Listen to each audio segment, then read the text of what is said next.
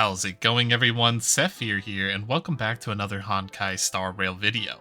The Lightning Lord Jing Yuan is approaching very quickly, and we have a lot of important information to discuss. This video is going to talk about the Lightning Lord himself. We're going to take a look at some of his abilities and a preview, and we're also going to look at the characters and weapons that are coming with his banner, and answer the all-important question, is it worth to pull on Jing Yuan? So let's go ahead and dive right in.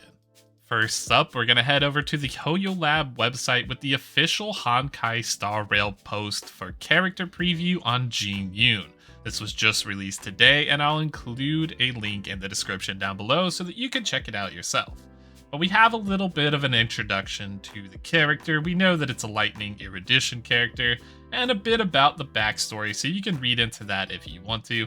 But more importantly, we're going to see the material types that are coming. You probably already know this from some of the leaked sources, but you have the Lightning Staff and the Destroyer's Final Road as the main components here, as well as using the Erudition keys. So keep that in mind. First up, we have the basic attack, which is going to look exactly like this. A nice little spark to do some good damage there, and then we have the skill. The skill is going to be very important because not only is it going to do splash damage, but it's also going to power up Jing Yuan's special ability, the Lightning Lord. The Lightning Lord is going to gain power and attacks and act as a turn character on the field. And every time you use Jing Yuan's skill, it is going to get more power. So it's going to do more damage, and you're going to want to use this mechanic for Jing Yuan to increase its total damage count when the Lightning Lord finally attacks in its turn order. Next up, we have the ultimate for Jing Yuan, which is going to do lightning damage to all enemies, and it is also going to increase the Lightning Lord's attack count by 3, which is going to be very, very important.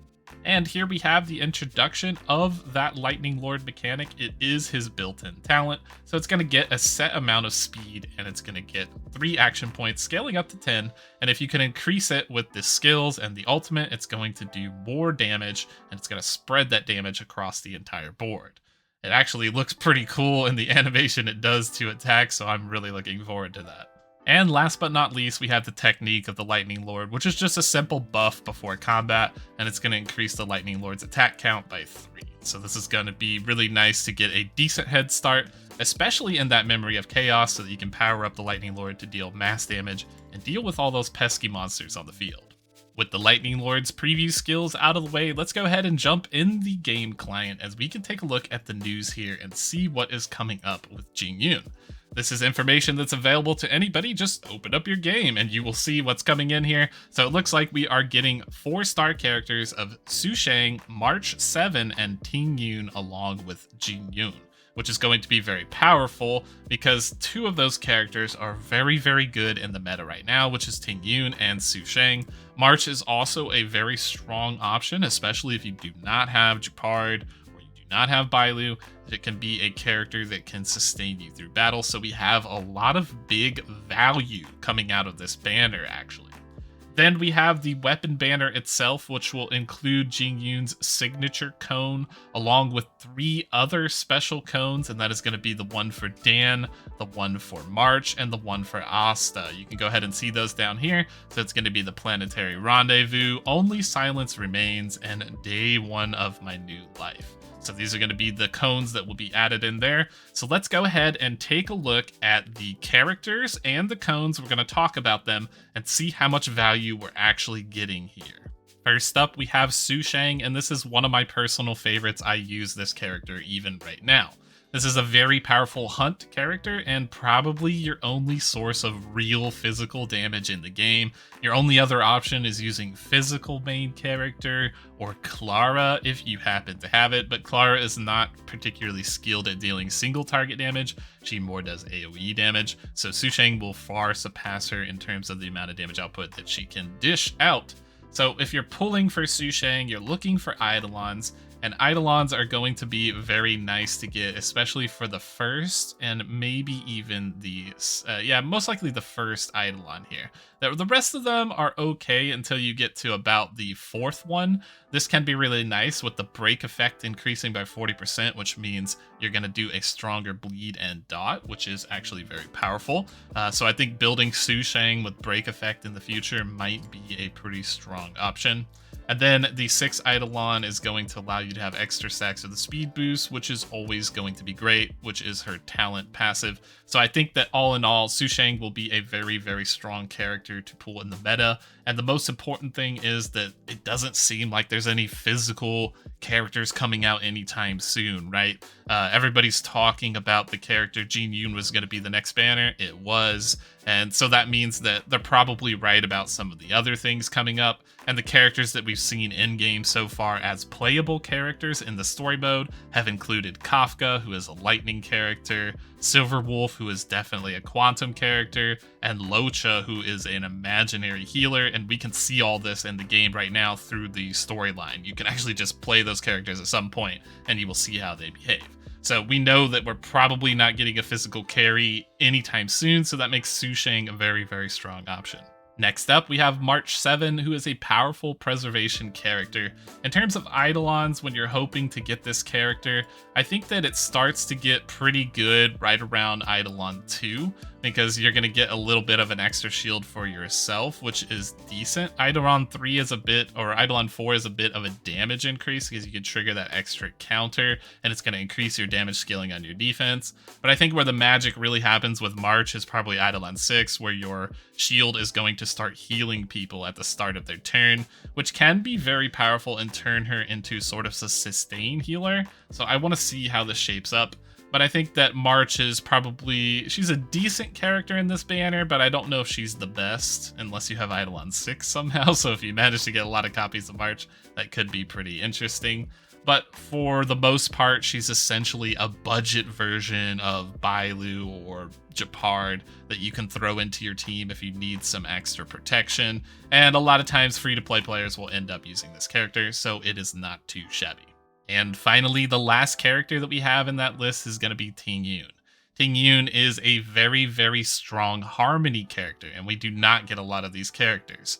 I think the only better version of Tingyun in the game is Bronya, and even if you have Bronya, you would want to use her on one team and probably Tingyun on another team after that. She has a lot of strong supporting capabilities and will enable any hyper carry in the game, and she is definitely up there in terms of the meta. In terms of Eidolons, you're looking at quite a nice boost for anybody getting the tier 1 Eidolon. This is going to give you a 20% speed boost when you cast your ultimate on the target, so that can be really nice. You're also going to get nice energy boost increase as well as damage multiplier for that buff, which can be very, very powerful. So Eidolons for this character are absolutely insane. Unfortunately, the 6 tier Eidolon is mediocre at best. You're going to generate 10 more energy for the target, which is not bad. It starts at 50, so you give them 60, so it's a little bit of an extra kick, but a lot of times this is probably going to be wasted because they're probably going to be setting somewhere in that 50% energy range anyways. So, you know, it is what it is. But more importantly, this character adds a lot of damage and opens up some options for you to enable hyper carries. So this is going to be a very, very strong character to get copies of in the Jing Yuan banner. While you're pulling for him and getting towards that, you're also getting double value in a very, very top tier character for the meta right now. And moving on to light cone. So the first light cone was Only Silence Remains. That's what we're going to talk about here. This is a decent light cone. Is it the best hunt light cone ever? No, it's not. I'm not going to lie to you. Sword play is going to be better for sure. Cruising in the Stellar Sea is going to be better, and that's available from the Herda shop. Obviously, if you have Into the Night from the Sealy banner, that's going to be better than this. So this is like a 4th tier option, roughly. And some might even argue that River Flows Like Spring is better. So this is probably not going to be the best light cone to pull. So if you are pulling for Jing Yuan's light cone banner, just, I guess, kind of hope you don't get this one. It's not too terrible at the end of the day. It will give attack power increase and crit if there's fewer monsters on the field. Scales up to about 24% crit at the max level with 32, so it can be decent, but all in all, it's kind of your last resort option when you don't have anything else. Next up in light cones, we have the Tingyun light cone. Well, maybe not Tingyun, it's technically Asta, which is going to be Planetary Rendezvous. Planetary Rendezvous is a bit weird, and actually the wording is a bit odd as well. So if you want to comment down below and let me know what you actually think this does, go ahead and do so, because I think there are two different ways to interpret this. So it says directly, when you enter battle, if an ally deals the same type of damage as the wearer, damage dealt increases by 12%. So I'm not sure if that means that it's going to increase the damage that the ally is doing, or your damage is increased by 12% because somebody is doing the same type of damage to you. Either way, it's a little bit of a weird one. It can scale from 12 all the way up to 24% increased damage. But in my opinion, I think there are some better harmony cones out there, so I wouldn't rank this one too highly. So if you get this one, it might not be the best either. And last but not least, we have March's Light Cone, which is going to be day 1 of my new life. This is going to give you increased defense by a percentage amount, and when you enter battle, you're going to increase the damage resistance of all allies by a set amount. This can be pretty good. It will not stack with other effects of the same type, but as you can see, you will increase 24% at the max rank and 12% damage resistance for all allies, which can be nice. It can keep you tanky, but I think that it may be better to opt for some more different cones like March, and then there's also the other light cones that taunt. All those light cones for preservation seem to be a little bit better in my opinion. So this light cone is mediocre. Wouldn't say it's the best in the world. And finally, we have Jing Yuan's light cone itself, Before Dawn. This is going to increase your crit damage as well as your skill and ultimate damage, and although we can't see a preview of it right now, we will be able to very shortly. It will also have a special trigger ability that will increase follow-up attack damage, which is a core component of Jing Yuan's kit with the Lightning Lord, so that is considered a follow-up attack.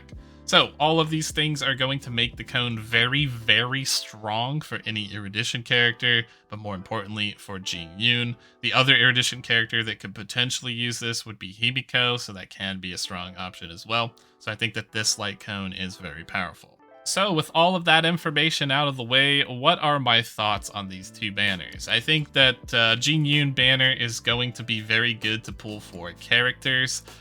In my opinion, Jing Yuan is going to be a very important DPS character that will carry you through a lot of content. I think that with the upcoming characters being like maybe Locha and stuff, those are going to be healers. They're not going to push you that far. So I think that this is going to be a good pull. But the kicker for this is you're going to get a lot of value out of Sushang and Tingyun, and even potentially March. So the character banner is very, very good. And I would probably recommend pulling some on this. Try your luck, see if you can get Jing Yuan, and hopefully you're able to obtain a copy of him, as he will be quite powerful going into the future. I know some people have been talking about potentially passing on this character and waiting for the next one, but we're not sure what that's gonna be. And even if it's Locha, you're still gonna have other options like Bailu and Japard to sustain your team, whereas securing damage characters can be very difficult. So we saw how powerful Seely is, and she's definitely gonna be really strong for a long time to come. So I think that Jing Yuan will follow that suit. Then we have the banner itself for weapons or light cones. I think that this is an okay banner. The Before Dawn light cone is pretty powerful, and I will say this is strong, but the 3 light cones that come with it are not good at all. So unless you get the 5-star light cone, you're really not getting much value out of this banner. So I would be a little bit shying away from pulling on the light cone itself, unless you can definitely guarantee you're going to get that 5-star light cone, in which case go ahead and go for it, because it will be a powerful addition to the Lightning Lord. Alright, with all of that out of the way, I hope you enjoyed this video. Of course, we are going to do a follow-up video when the Lightning Lord comes out himself, which is going to be the final verdict video on him, so be sure to be on the lookout for that. Make sure to subscribe, like, and hit the bell if this information was useful to you. And I will also be putting out another video because I will be pulling for the Lightning Lord myself personally on my account, which is 100% free to play. I got 16,000 Stellar Jade saved up and 21 Star Rail passes. So hopefully we can bring him home, but we'll be sure to be streaming that live on Twitch, which will be twitch.tv/Sethphir, as well as recording it and putting it on YouTube after, so that you guys can see how my pulls went. Thanks for your time and watching the video once again, and we will see you in the next one.